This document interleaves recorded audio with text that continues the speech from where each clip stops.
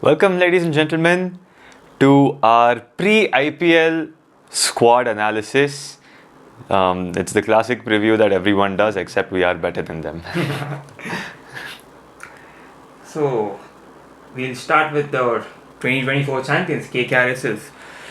What do you think of their buys from the auction and how their squad is shaping up? It is definitely not possible to recreate a side like that because it's very obvious that once you let go of some key players, they will go for a higher price in the auction. So there was no way KKR was going to build a side that was equal to the side that they had last year. So they've lost Phil Salt, they've lost Mitch Stark, they've lost Shreyas Iyer as well.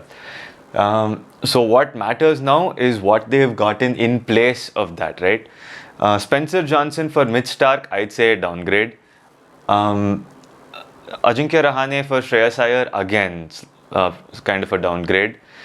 Quinton de Kock or Rahmanullah Gurbaz in place of what Phil Salt did last year for them, another downgrade. So overall, compared to what they had last year, it's not as great as it used to be. We have put up 11, straight up 11, what we think is the best 11 and not what KKR might be doing.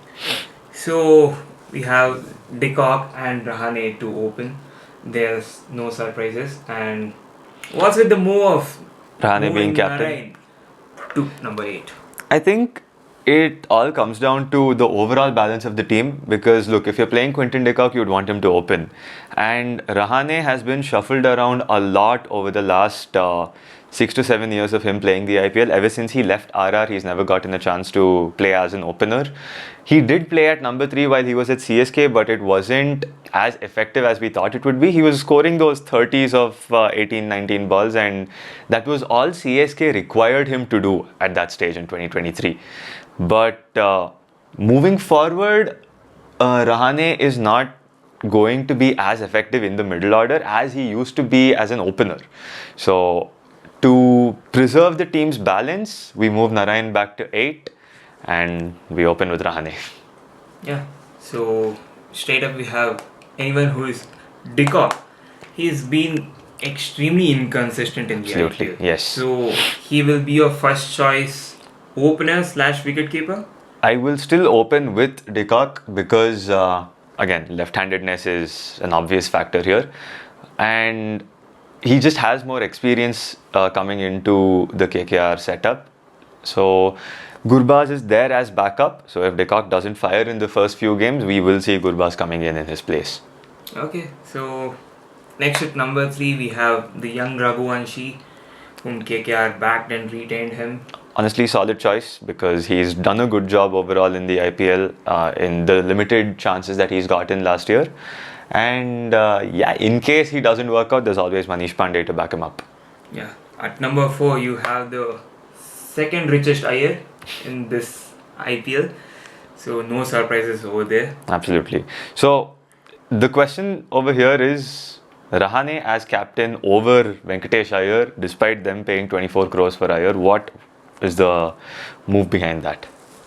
Conclusion is hard workers keep hard working in a circuit, but the ones who get paid will be getting paid. Yeah, because you look at the coaching staff, right? You have Chandrakant Pandit, and they went hard for Venkatesh Iyer at 24 crores, and they were about to burn RCB's entire purse.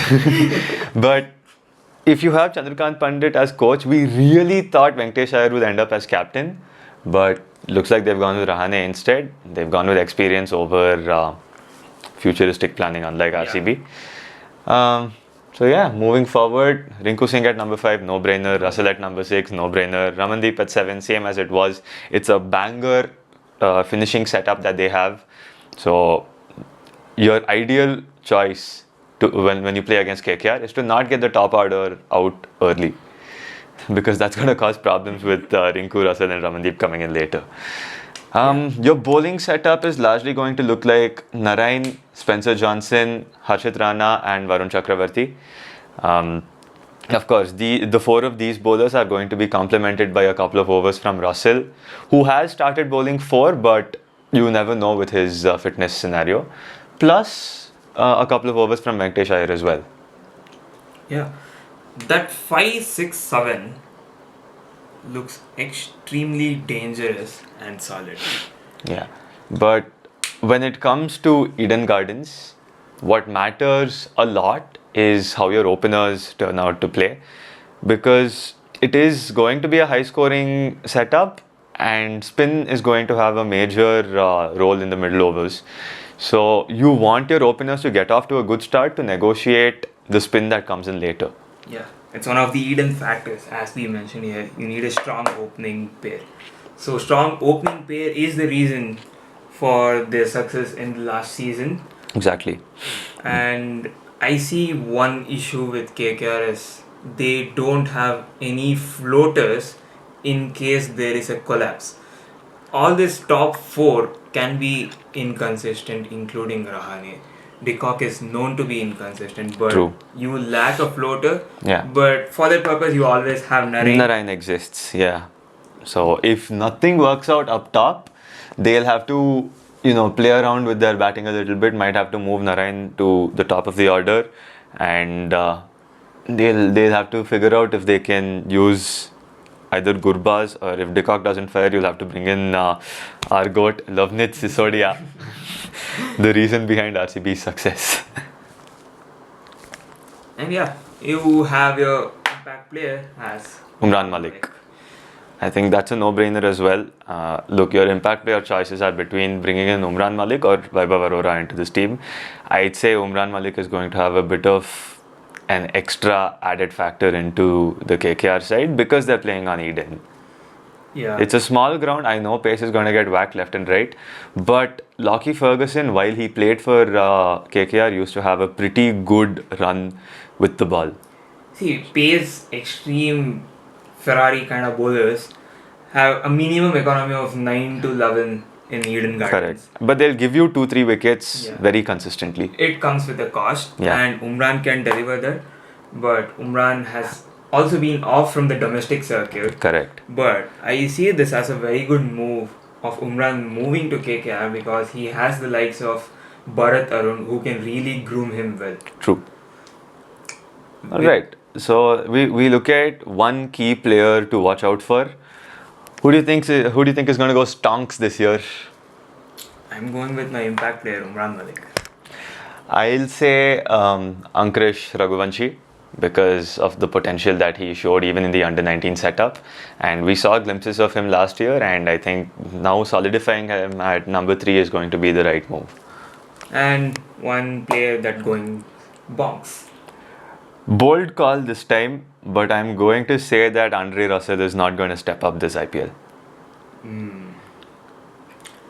I'm going with Venki Iyer. Venki Iyer, 24 crore price tag that pressure. Price tag will be an added pressure for sure for Venki Iyer. Fair enough. I'm going with Venki. And what's your overall score for this squad out of 10? Look, if you're looking at how they used to be last year versus how they are this year, I would ideally put them at 6.5 out of 10. Yeah, that's 6.5 from Sajid, and I'm going to give them 7. Tala for a reason. Yeah. And where do you think is KKR going to finish? Not qualifying. Not qualifying, definitely not qualifying. I'm on this with you. Yeah. I think I'd go number 7 on the table. I'm going with 6, and Sachin will be going with 7. And that's a wrap for It's KKR. episode. And we shall see you with another team in the next episode.